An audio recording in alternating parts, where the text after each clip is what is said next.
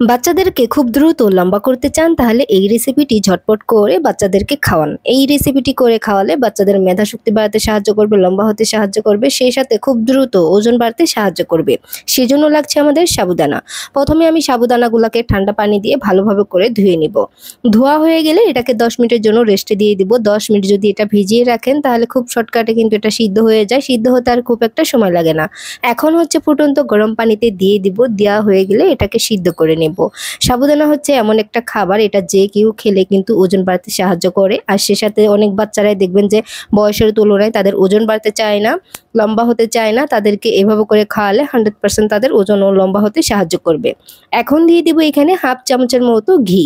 বাচ্চাদেরকে হাই প্রোটিনযুক্ত একটি খাবার বানানোর জন্য অবশ্যই এখানে একটু ঘি ব্যবহার করবেন, তাহলে দেখবেন যে বাচ্চা অনেক মজা করে খাবে আর খাবারটা কিন্তু অনেক বেশি মজা হয়ে যাবে।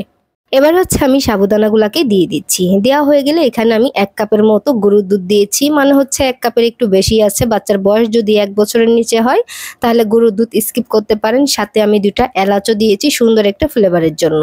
হাই প্রোটিনযুক্ত খাবারটা বানানোর জন্য অবশ্যই এখানে ডিম ব্যবহার করতে হবে। ডিম এমন একটা খাবার, এটা পুষ্টিগুণ চাহিদার কথা বলে আমি শেষ করতে পারবো না। এটা কম বেশি আমরা সবাই জানি। আমি এবার এটা নাই বা বলি, তো এটা হচ্ছে আমি ভালোভাবে করে একটু ফিটিয়ে নিলাম। ফিটানো হয়ে গেলে 1 চিমটির মতো লবণ দিয়ে দিচ্ছি। লবণ দেওয়া হয়ে গেলে যখন এটা 2 থেকে 1 বার বলক উঠে যাবে এই পর্যায়ে কিন্তু ডিমটা আমাদেরকে দিয়ে দিতে হবে। আমি ডিমটা অল্প অল্প করে দেব আর এই চামচটা দিয়ে নেড়েচেড়ে নিচ্ছি। এভাবে করে কিন্তু নেড়েচেড়ে নিতে হবে, এতে করে ডিমটা কিন্তু খুব সুন্দরভাবে ছড়িয়ে যাবে আর বাচ্চাদের খেতে খুবই সুবিধা হবে, ওরা অনেক সুন্দর করে খেতে পারবে। এভাবে করে নেড়েচেড়ে নিয়েছি। এখন দিয়ে দিচ্ছি এখানে 1 চামচের মতো আতপ চালের গুঁড়া।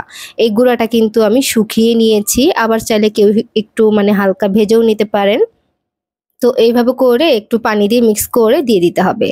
এতে করে খাবারটা যেরকম গাঢ় হবে আর বাচ্চারা অনেক মজা করে খাবে। এই চালের ভিতরেও কিন্তু অনেক ধরনের পুষ্টি আছে, এটা আমরা কম বেশি সবাই জানি।